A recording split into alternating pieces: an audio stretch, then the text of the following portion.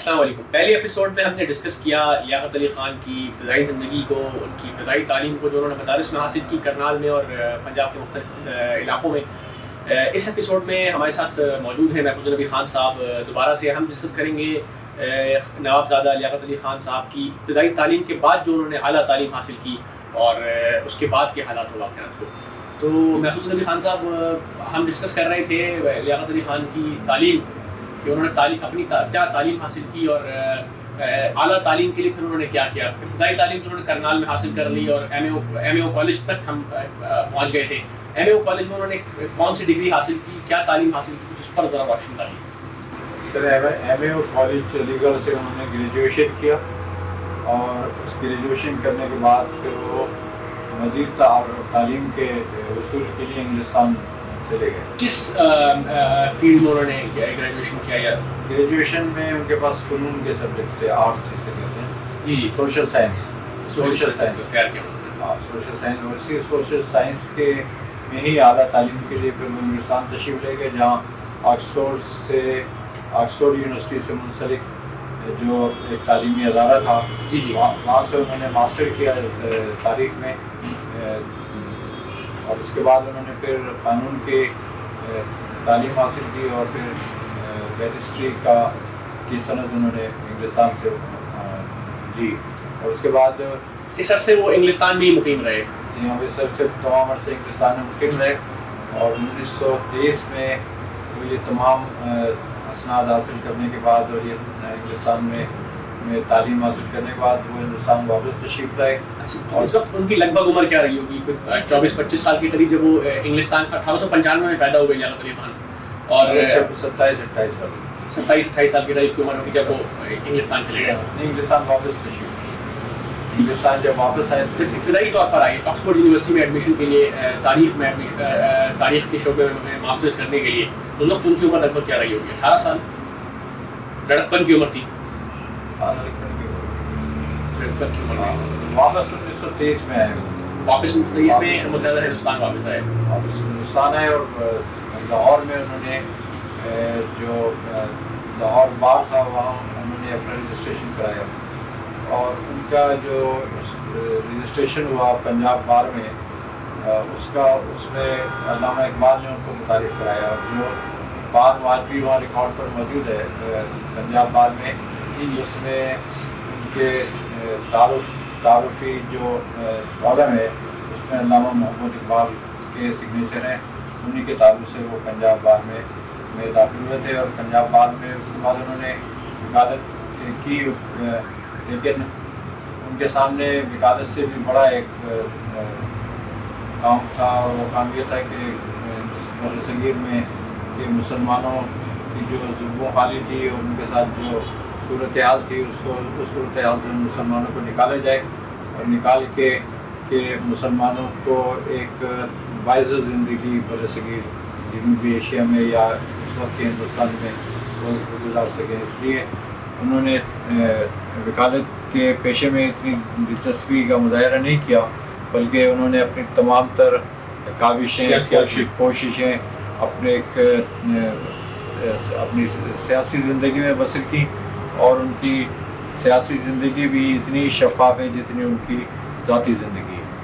یہ انہوں نے 1923 کے بعد جب یہ پنجاب بار میں انہوں نے شمولیت اختیار کی, پنجاب بار میں شامل ہوئے علامہ اقبال کی مدد سے, تو اس کے بعد یہ لاہور میں ہی مقیم رہے خان صاحب؟ نہیں, اس کے بعد وہ مختلف جگہ رہے. دہلی میں بھی رہے, دہلی میں ان کا ایک بڑا اسٹیک تھا, دہلی میں بھی رہے, لاہور میں بھی رہے اور دیگر ہندوستان کے دیگر جگہوں پر بھی رہے, وہ صرف لاہور میں نہیں رہے. 23 میں واپس آئے خان صاحب متحدہ ہندوستان, لاہور آئے, لاہور میں اور مختلف جگہ بھی رہے, پنجاب بار میں بھی آپ نے بتایا کہ شامل ہو گئے. تو آتے کے ساتھ انہوں نے جو ہے وہ سیاست میں حصہ لینا شروع کر دیا. آنے کے بعد تو انہوں نے تھوڑا عرصہ تو وکالت میں گزارا, لیکن وکالت میں کوئی خاص کوئی بڑا کیس شروع میں انہوں نے کوئی فائٹ کیا؟ وکالت میں انہوں نے زیادہ دلچسپی نہیں لی. جیسے کہ میں نے آپ سے پہلے عرض کیا کہ انہوں نے وکالت, ان کے نزدیک جو زیادہ بڑا مسئلہ درپیش تھا وہ ہندوستان کے مسلمانوں کو ایک باعث زندگی کے حصول حصول کے لیے جدوجہد کرنا تھا، جس کے لیے انہوں نے اپنی پوری زندگی وقف کی۔ انہوں نے کیا کیا؟ شروع میں آ کے سوشل ورک کیا، کیا سوشل پالیٹکس کی، یا باقاعدہ کوئی سیاسی جماعت جوائن کی اور پھر پالیٹکس میں حصہ لیا؟ نہیں، وہ پالیٹکس میں انہوں نے باقاعدہ کوئی سیاسی پارٹی جو اس وقت کی بڑی سیاسی پارٹیاں تھیں وہ انہوں نے جوائن نہیں کی۔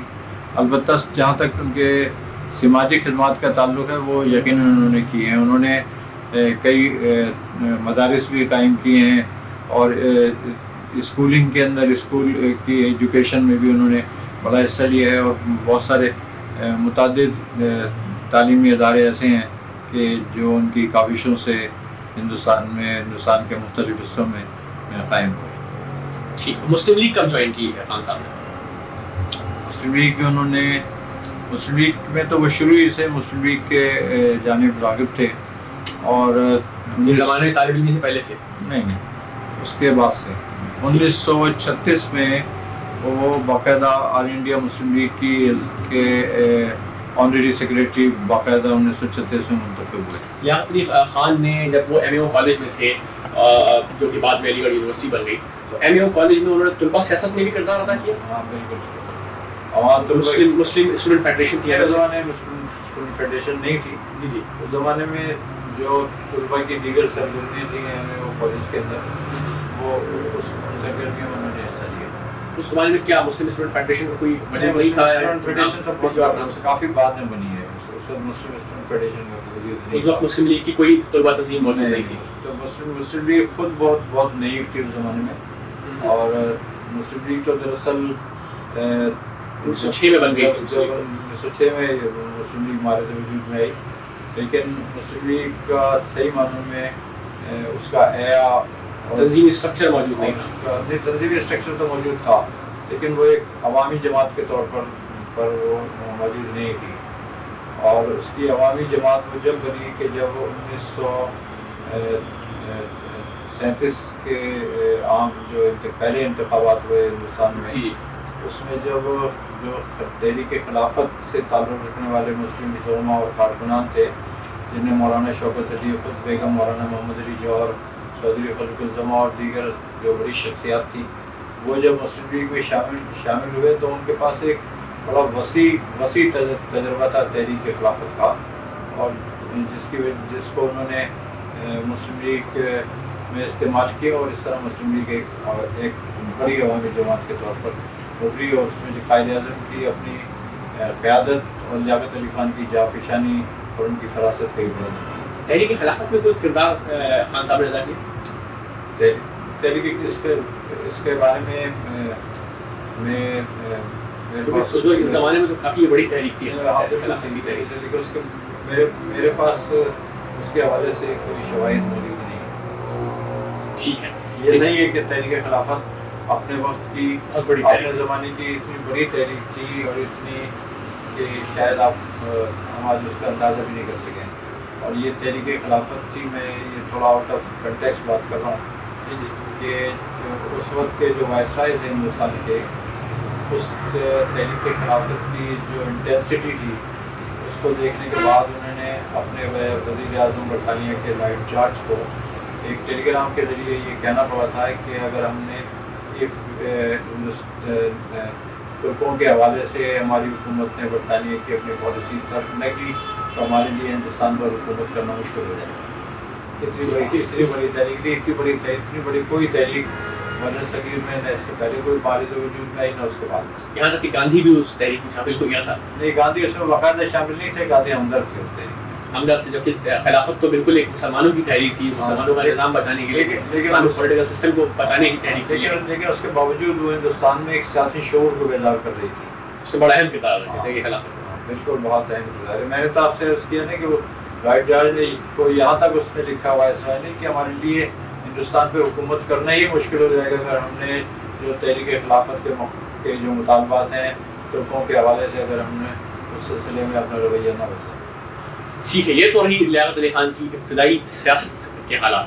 انشاءاللہ اگلی ایپیسوڈ میں ڈسکس کریں گے لیاقت علی خان کی نجی زندگی، اور نجی زندگی کی لیاقت علی خان کے جاننے کے لیے یہاں کی